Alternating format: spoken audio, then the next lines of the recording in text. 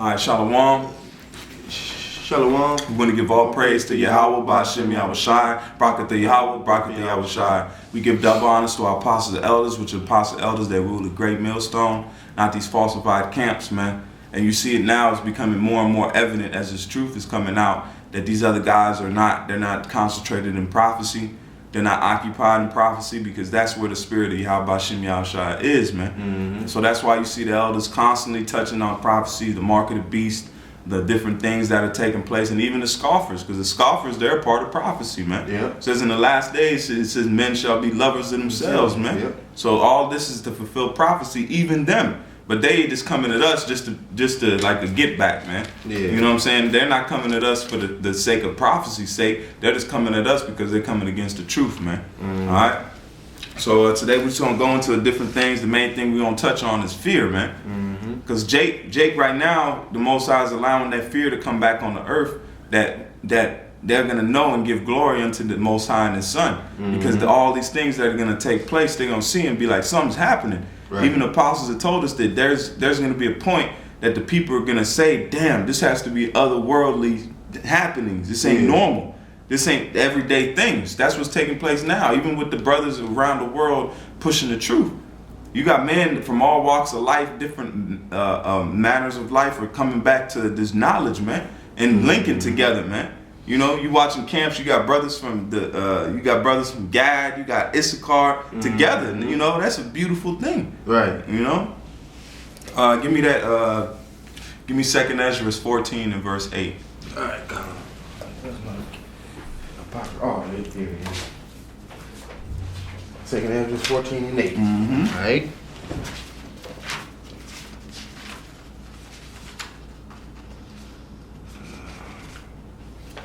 (14 to 25). All right, go on. This is 2nd Ezra 14 and 25. It say, and come hither, and I shall light a candle of understanding in thine heart, which shall not be put out till the things be performed which thou shalt begin to write. Come. And what's that candle? That's the same we're saying now, that the Most High is lighting the candle in our minds. And He's allowing us to see this light and this truth. That's why it says, let thy light shine before men. The Most High is the one that lights the candle, and He's the one that allows that candle to go out there and puts it out there. You know, we don't have the power to do what we're doing on our own, man. Right. You know, if like it says, if this thing be of men, it shall come to naught. If it becomes of us, it's gonna come to nothing. But if it has a power behind it that's fueling this, just like anything in the world, it needs fuel. Even if you have renewable energy, that's like what you call a ever energy, but it has to be renewed. Even though it's like solar energy, you still gotta have the sun to renew that energy. So it's just like us. When we came on this thing, this is a renewable thing. But that's why it says, him that abideth in the vine, then abide close to the truth, you're going to bud. But if you come outside the vine, you're going to wither away. So you have to be constantly nourished by this thing. And this is the truth. Go ahead. You want to read that from the top on me? Oh, yeah.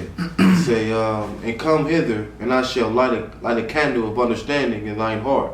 Your mind. Which shall not be put out till the things be performed which thou shalt begin to write. And you got to think, some of these things that came to pass didn't come to pass in his lifetime. Right. In Ezra's lifetime. So it says, that's the same, going back to the analogy where it says it's the 10 virgins.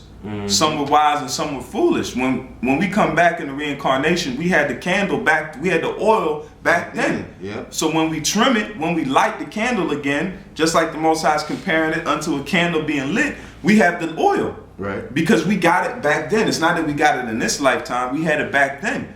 But the candle won't go out till the things come to pass. That's why he told John that you prophesy again in front of kings for my name's sake. So in the same sense, John is coming back with that same understanding that he put in his heart again. Just like Daniel, when he said,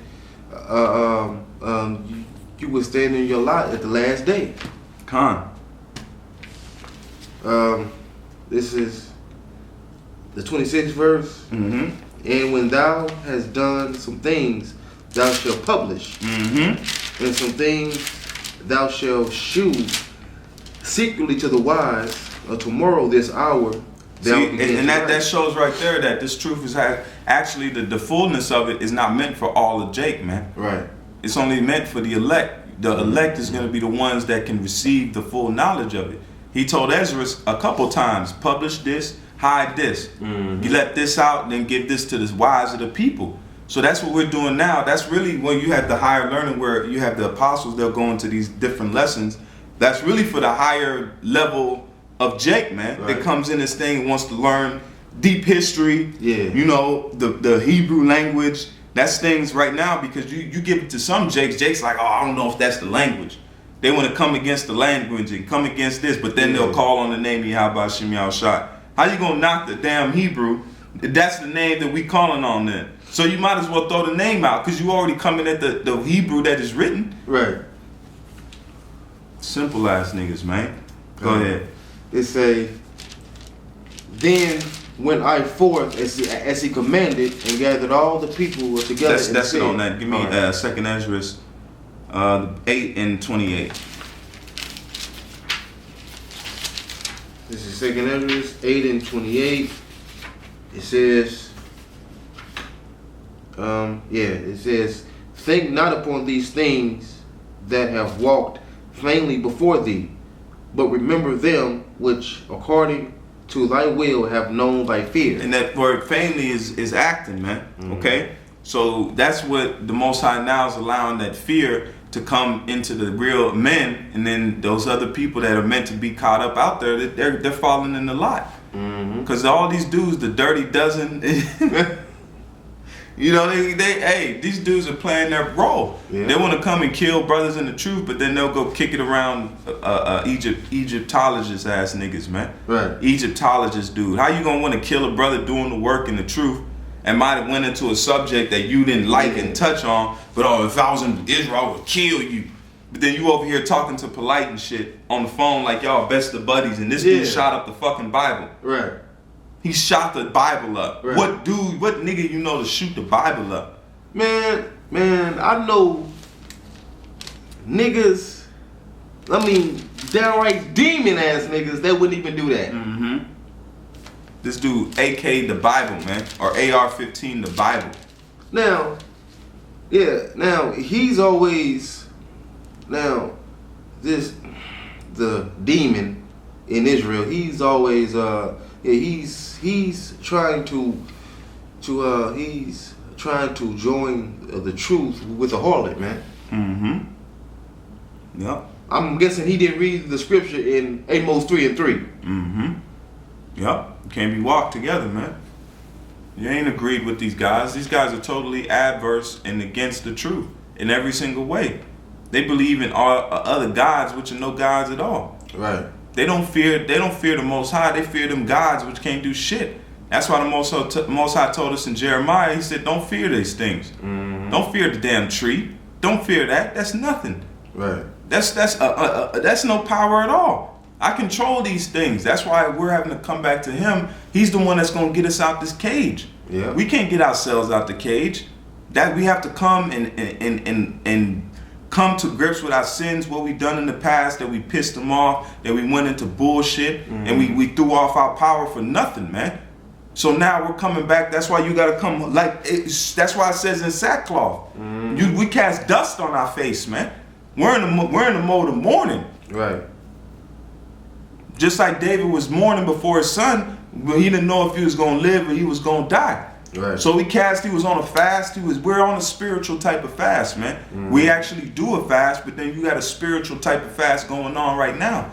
We're fasting away from the wicked ways of the world. Because when you fast your flesh, what do? You put it under subjection.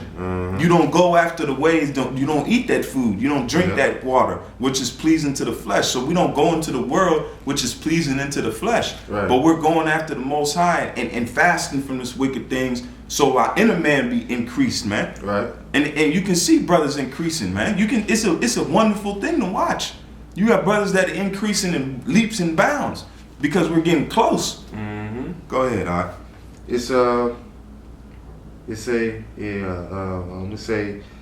Take thou no indignation at them which are deemed worse than beasts, but love them that always put their trust in thy righteousness and glory. Con, that's it. Give me 9 and 1. All right. All right, Second Ezra 9 and 1. He answered me then and said, measure thou the time diligently Mm-hmm. in itself. And when thou seest part of the signs past, which I have told thee before, then then shalt thou understand that it is the very same time wherein the highest we began to visit the world which he made. See, that's the lighting. Mm-hmm. When we see these things and we're in the truth, that's a part of that candle being lit. You know? And then your understanding is, oh shit, these things are coming to pass. The Most High wrote of this, wrote of famines, wrote of the chip, wrote of the World War III. You're going to watch those things and be like, well, that's how we're measuring the time diligently. You don't know. We don't know the time of when it's going to end and when it's going to be. The Lord is going to, the Son of the Lord is going to crack them skies. Right. We don't know that. But all we know is we can measure the time and say, damn, we got to be close. According to what? This is the measuring stick. You know, the Bible is the measuring stick. Right. The things that are written in here is to give us a roundabout way, man. So then it's just like the analogy with the virgins. They trimmed their lamp and went out to meet the bridegroom. What are we doing now? We're trimming our lamps and gonna go out and meet the bridegroom, man. So you got a white light that way, man. But them other dudes, they walking around in darkness. All they doing is they get mad because we won't give them the oil, which is the understanding. We can't give. Yahushua said, "If no man coming to me," right? Yahushua basically said, "Can no man come to me unless it's basically approved and ordained by Yahweh." Yeah. So they don't have the oil because it was not what? Given to them. It wasn't approved by Yahweh. Right. It wasn't approved by the Father, man. Now we can't give you the oil. All right, we cannot do that because we didn't give ourselves the oil. Huh. All right, Yahweh gave us the oil. All right. Now, if we gave you the oil, then we wouldn't have none. That's exactly what they said. We wouldn't have some for our lamps, man. Why did you grab the oil? That's what you're looking at it doing. Right. Like, why did you grab you with us there? But you ain't grabbed the oil. So now what are they doing? They're watching the men with the oil walk towards the bridegroom, and they're just in darkness, man.